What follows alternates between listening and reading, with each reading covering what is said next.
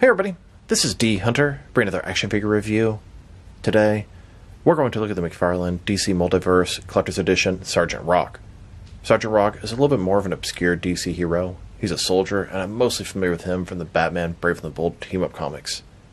I pre this guy from the McFarlane toy store. He finally arrived today, so let's take a look at the packaging.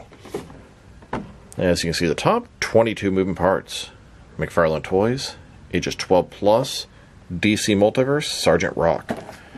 McFarlane Collector's Edition, here he is in the package. Looks like we have a total of 6 hands, a knife, a shovel, display stand, collector's card, and display stand for the collector's card. One side of the package, McFarlane Collector's Edition, Sergeant Rock, DC Classics, the 14th figure in the Collector's Edition subline. Other side, Sergeant Rock. At the bottom, there's this barcode if that helps anybody. And at the back, here he is, posed up soldier style. So with no further ado, let's open him up. And I did end up getting all 3 of these figures from the McFarlane Toy Store. Utilizing the bundle discount and the coupon code, even after shipping and taxes, I got them for less than retail. Now, just like all the other Collector's Edition figures, these guys have Platinum Chase variants. Sergeant Rock looks like a toy soldier, all green. Connor Kent Superboy, he has an L in his shirt, like the Lex Luthor version. And the manga Batman has it black and white.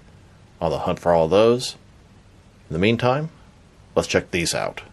Alright, now that this figure out of the package, here he is with all the accessories laid out.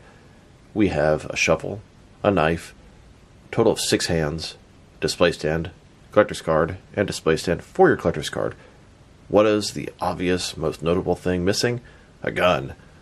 Well, there's this issue where Warner Brothers doesn't let DC figures come with guns, although it seems to be loosening up a little bit. Unfortunately, he didn't make the cut. But I have plenty of other guns that I can give this guy. So this is Sergeant Rock. Obviously, he's a soldier. His real name is Franklin John Rock. He was around for some of World War II's most bloodiest battles. He's usually the leader of his unit called the Easy Company. And nowadays, he's involved with the Creature Commandos, that Frankenstein, a bunch of other sort of obscure DC heroes and characters. I don't understand how he's around World War II days, then he's around in modern days, but that's comic books for you.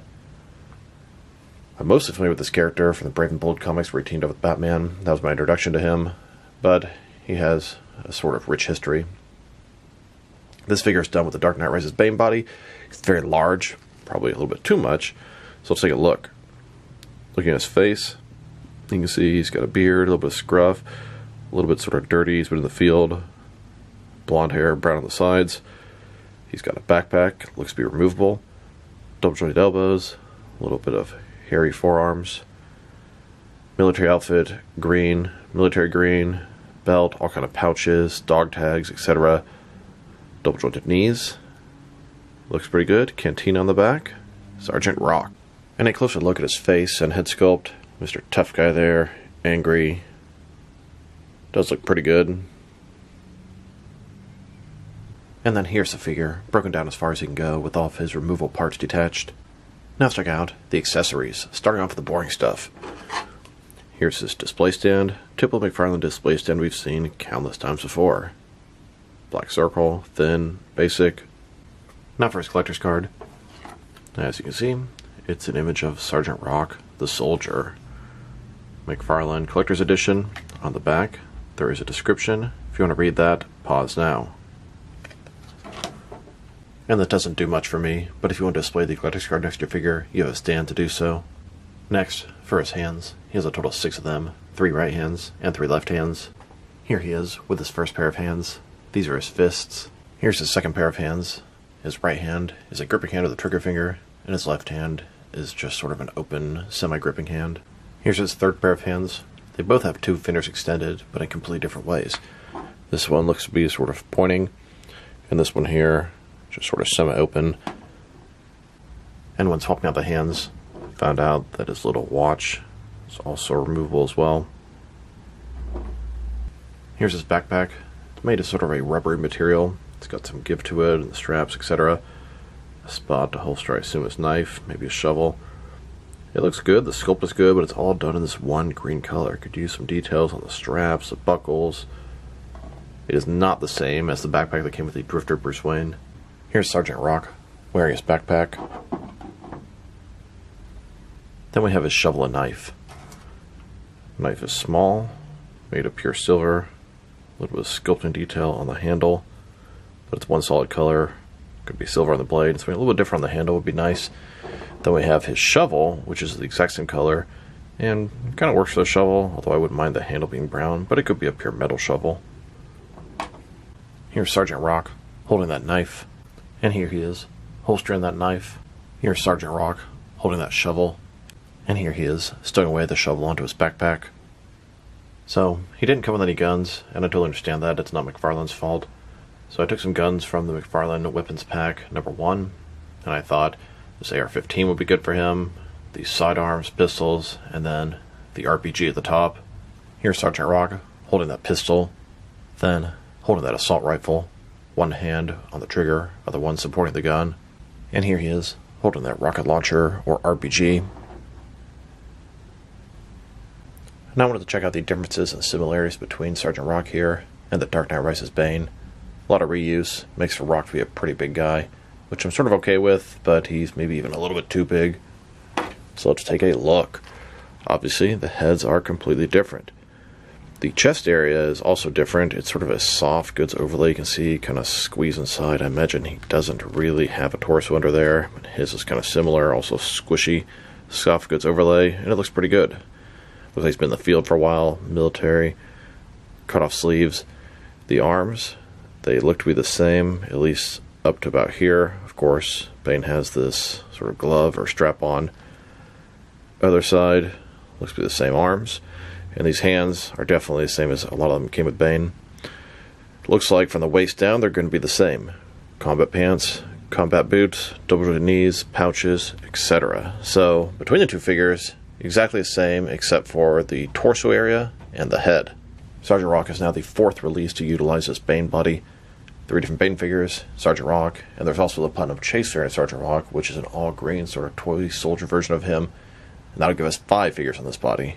Now that I've taken a pretty good look at the figure and his accessories, let's check out his height. Like I said, he's on the tall side of things. From bottom to the top of his head, staying about 7.3, maybe 7.4 inches tall. Going to translate to 18.5 centimeters. And for his articulation, starting with his head, of course, he can rotate side to side. He can look up and down a pretty good amount. He can tilt his head from one side to the other. Shoulders on a ball joint goes out about 90 degrees, up, down, around. He does have that butterfly ring between the shoulder and chest area. Increase the range of motion and cover up any gap that would be there. Bicep cut, double jointed elbows. His wrists can rotate and they're going to be hinged. Torso, it's got some articulation in there, but it's pretty much going to be useless. Soft goods overlay kind of goes in and out. He has a ball joint in the waist to rotate around, forward and back. Legs, complete of splits, McFarlane style hip joints. Rotation, it's pretty much non-existent. They go forward, really not that much. This thing is really sort of obstructing a lot of the ability to articulate the legs properly. Back not at all, to the side about that far. Double jointed knees, and then his ankle. Forward and back, rotate, tilt, rock, and of course, torticulation.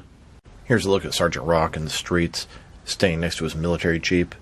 Now let's check him out, next to some other action figures, starting off with a couple of military figures, and then some other McFarlane figures. Here's Sergeant Rock, next to several NECA Marines from Aliens. And here he is, next to NECA versions of Dutch and his extraction team from the first Predator film. Then, with a bunch of Mattel DC Multiverse Suicide Squad Rick Flag figures, did head swaps, and I use these guys for soldiers that work for Amanda Waller. Here's Sergeant Rock, next to the McFarlane DC Multiverse Frankenstein Mega figure. These guys are both on the Creature Commando team. In fact, so is Rick Flag on the left, and Dr. Phosphorus on the right. It would be cool if they made the entire team. Now let's check him out, next to some other McFarlane Collector's Edition figures. Here he is next to the rest of his wave. This is the 5th wave of Collector's Edition figures. Manga Batman, Sergeant Rock, and Connor Kent Superboy. There are Platinum Chase variants of each of these figures. I believe I have a Manga Batman and Sergeant Rock on the way, but looking desperately for the Superboy. And here he is, next to the 4th wave. Both the regular and Platinum Chase variants of Penguin, Starfire, and Captain Boomerang. Then, next to the 3rd wave, this wave consisted of Death or Return of Superman, Captain Carrot, Batman as Green Lantern, and Wonder Woman. And now, with the second wave, this one had Firestorm, Hawkman, and Sinestro. And finally, next to the first wave, this one had first appearance Superman, The Abyss, and Alex Scott Green Lantern. Now the sixth wave, the next wave, is going to have Clock King, Ragman, and Joker as Red Hood. Really excited for that wave, and actually shipped for me for the McFarlane Toy Store yesterday. The other wave after that is going to have Huntress, Dark Knight Returns Batman, and a Green Lantern Army Builder. Now let's check them out. Next is some recently released McFarlane DC Multiverse figures. Here he is, next most recent Platinum Wave, Sportsmaster, Manhunter, and the new 52 Reverse Flash. And here he is, next to the second digital wave. This has Superman, Green Arrow, and the Atom. Then, next to the Entertainment Earth exclusive, Sketch, Hush Batman. And now, with the DC Rebirth Tim Drake Robin, and both the Platinum and regular versions of the Cyborg Superman.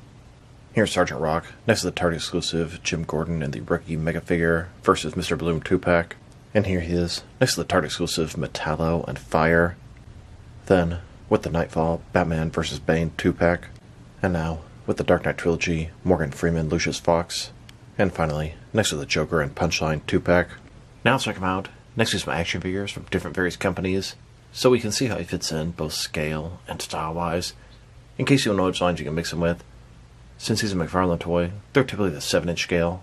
I'm going to start my comparisons with some of the larger action figure lines I collect, and work way smaller. But first, let's check him out with some of his McFarlane Toys brothers. In front of you are 5 different action figure lines, all from McFarlane Toys, all 7-inch scale. And now, with some Jack-specific wrestling figures and some Diamond Select toys, here's Sergeant Rock, next to an RX Power Bar, and here he is, next to some DC Direct and NECA figures. Then, with both some Mattel and Jazzwares wrestling figures. And now, with some Mezco and Mattel DC figures. Next, with some Mafex and Hasbro Marvel Legends. And finally, next to some SH Figure Arts and some Jazzwares Fortnite figures. So overall, it's a pretty cool Sergeant Rock figure. It's a more obscure character in the DC universe, and I like that.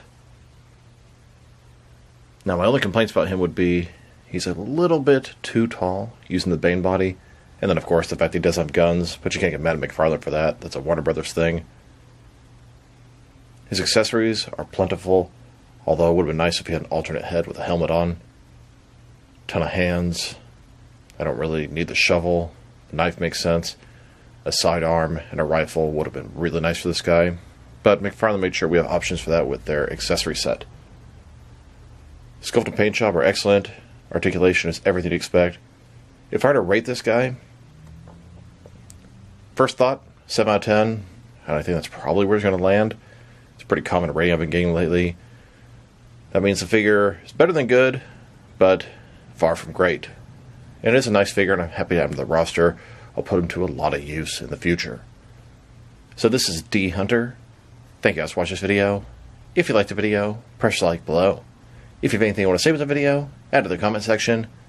If you want to see additional action figure reviews from me, press subscribe. I do appreciate when you do that. Once again, this is D Hunter. Thank you guys for watching this video, and I'll talk to you guys real soon.